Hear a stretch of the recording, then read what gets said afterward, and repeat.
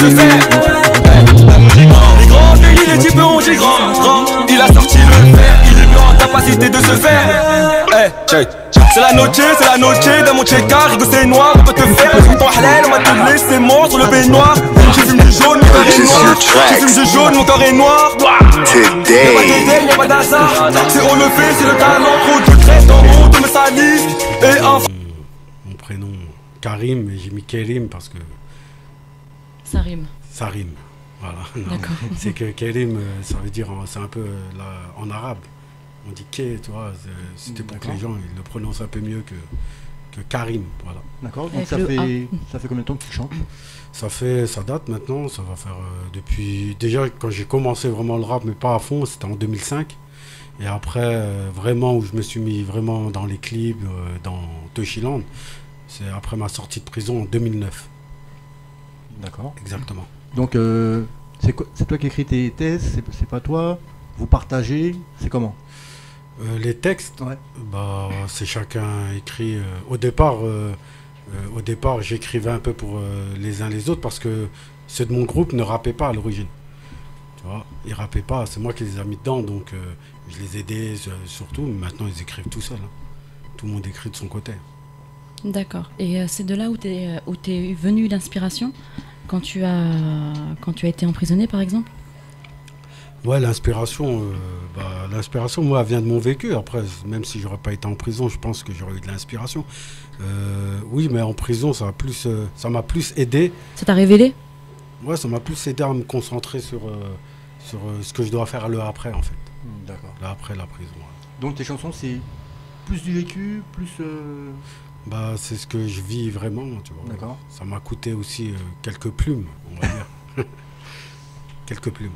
D'accord. Donc, c'est quel clip qui t'a fait connaître au public? Quel titre? Ouais. Le titre vraiment que les gens kiffent, que tout le monde t'a découvert. C'est Ici de Secours, qui est dans l'album de Talent Fâché 4 de Iqbal, le frère Arof. Voilà, c'est plus celui-là qui a été le classique que tout le monde aujourd'hui m'en parle. D'accord. Tu t'attendais à autant de, entre parenthèses, de succès? De retour? Franchement, moi, quand j'ai commencé le rap, premier texte, 6 millions de vues, ou 3 millions de vues. Deuxième texte, 6 millions de vues. Eh ben. Et troisième texte, 3 millions de vues. Et quatrième texte, 5 millions de vues. En fait, j'ai commencé mes premiers sons, ça a pris direct. Je peux pas vous expliquer, mais... D'accord. Je suis arrivé entre certains rappeurs. Et il manquait quelque chose et je pense que c'était le manque. On a comblé le manque qu'il y avait. Donc à ce moment-là. En tant que rappeur, t'écoutes quoi comme musique à part du rap? Franchement? Ouais, franchement. J'écoute quoi comme musique? On est entre nous, dis-nous tout. Tu sais, franchement, ça dépend. Tu me parles de. Aujourd'hui, qu'est-ce que j'écoute comme. Non, aujourd'hui, j'écoute pas de son. D'accord. Et avant, t'écoutais quoi? J'écoute rarement du son pour pas me déconcentrer dans ce que je fais. Avant, franchement, je pouvais tout écouter. Parce que j'ai un studio et on me faisait écouter même du rock, du jazz, je peux tout écouter. Mais après, tu vois, le son là que je t'ai dit, Issu de Secours, ça va te faire rire. C'est le groupe Kyo qui m'a fait comprendre. Je sais pas si tu vois le groupe Kyo, c'est du rock un peu... C'est métal. Dernière danse. Métal, non. C'est Dernière danse, tu vois pas ce quoi? Si, un petit peu. C'est un son... D'accord, ok. Dernière danse. Si, c'est ça. Tu Oui, ça y est, je vois. En fait, j'aimais bien écouter leur son. Ah oui, ça y est, je sais c'est quoi. C'est quelqu'un qui m'a dit écoute ça, et j'ai compris qu'il fallait mettre plusieurs voix. Parce que moi, j'allais au studio, je kickais, c'est tout, tu vois. Et là, j'ai compris, je dis attends, mais il a une voix variante, tout ça. Et j'ai fait Issu de Secours juste après. D'accord. C'est peut-être ça a fonctionné parce que dans le rap, il n'y avait pas les variantes. Oui, il y avait genre un et son. Moi, j'ai ramené le truc de leur délire à eux, je l'ai mis dans le rap, tu vois. Mais franchement, ça a marché, tu vois. Tu vois, la preuve que même eux, c'est un classique. Hein. De toute façon, Dernière danse, ceux qui connaissent leur... Si, c'est bon, je connais le groupe, ça y est, ça m'est revenu. Un groupe qui a peut-être des années. Ça a arrêté maintenant. Tu vois. Ok, d'accord. Ah, c'est cool. Et donc là, tu fais de la musique depuis longtemps? Bah moi, ouais, là, ça fait quand même, hein, ça fait bientôt 20 ans que je rappe. Hein. Ça va faire ça. Hein. D'accord. Il t'est arrivé d'avoir des trous, des années ou des moments où si, t'as arrêté? J'ai eu des moments où je voulais arrêter parce que, tu sais, à un moment, tout m'est tombé dessus. Bah, je t'ai dit, millions de vues là, tu vois. Et je me suis déjà dit, il faut pas que j'abandonne ma famille, tu vois. Il y avait mon petit frère, je l'ai trouvé en train d'écrire un texte, tu vois. Je l'ai arrêté tout de suite, j'ai dit, c'est pas pour toi ça. Fais des études. Je leur dis, bac plus 5, tu vois. Oh, bravo. Tu vois ce que je veux dire? Hmm.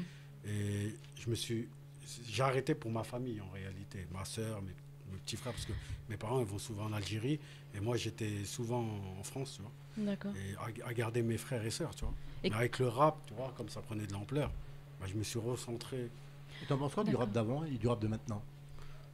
Le rap d'avant et le rap de maintenant. Ouais. Bah, le rap d'avant, c'est le rap qui m'a inspiré. Il y avait du Expression Directe, du Ministère Hammer, du IAM, du NTM, du Akhenaton, Sniper. tout ça, ouais. Ouais. Hmm. Voilà, c'est mes références de rap. Mafia Quinfri, Lunatic.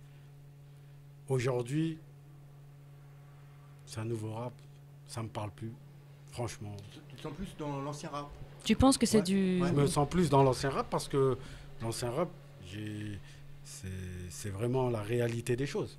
Aujourd'hui, un rappeur, il va dire j'ai des millions, j'ai ça, mais pourquoi il rappe alors? Tu vois ce que je veux dire? Ah ouais. Avant, quand il disait j'ai des millions, il les avait, mais sur le terrain, où il les a vraiment fait. Donc lui, il avait que l'échappatoire de rapper pour plus retourner dans sa truc, tu vois. Tu penses Aujourd'hui, que... ils ont tous, ils disent des Rolex et des locations, des trucs. C'est un peu trop pour certains, hein, pas tous. Il y en a heureusement qui mentent pas. Mais je pense qu'il y en a trop qui ont des millions, tu vois, à mon goût, tu vois. D'accord. Tu vois ce que je veux dire? D'accord. Et tu penses que le rap actuel est commercialisé? Enfin, en fait, les jeunes qui se lancent là-dedans pensent que ça va marcher, donc forcément, direct, ils se lancent plus dans un aspect commercial que, qu'on va dire, Bah, authentique. ils ont l'exemple devant eux. Tu sais, comme moi, j'ai eu mes rappeurs. Eux, ils ont leurs rappeurs, tu vois. Donc, c'est obligé qu'ils suivent ce qu'ils voient ou ce qu'ils écoutent, tu vois. Après, malheureusement, moi, si je peux laisser, je laisse toujours un message aux petits. Derrière ces rappeurs, il y a d'autres rappeurs. Et souvent, c'est des anciens rappeurs qui sont dans la production de ces rappeurs-là, mais c'est caché. Ils ne le verront pas. C'est des contacts de certains groupes qui ont arrêté aujourd'hui, mais ils ont gardé les contacts et ils produisent Pour pouvoir percer. ces petits rappeurs et ils les font monter. Et aujourd'hui, le petit rappeur, il ne voit pas tout ça. Lui, il croit que faut faire la même chose, il va percer, il va sur YouTube, TikTok ou je ne sais pas quoi. Mais s'il savait que derrière, il y avait d'autres rappeurs qui ont des contacts, qui appellent Skyrock, qui appellent Bouscapé, ils connaissent tout le monde. Et que, comme c'est la famille, Donc, est-ce que ça a été c'est dur du piston en réalité. Au début, est-ce que ça a été dur pour toi? Très dur. Ouais. Très dur parce que moi, je commence le rap. Je commence le rap et je finis en prison. J'ai des grosses histoires à cause de mon rap, tu vois. J'ai une affaire de comment ça s'appelle, incitation à la violence. Ah ouais, d'accord. Il m'a envoyé le raid. Pourquoi? Parce que les gens te suivaient, ils sentent, enfin, tu changeais tes chansons et les gens s'inspiraient de ça et réagissaient par rapport à ce que tu disais. C'était Non, vraiment. c'était plus parce que j'ai mon vécu d'avant.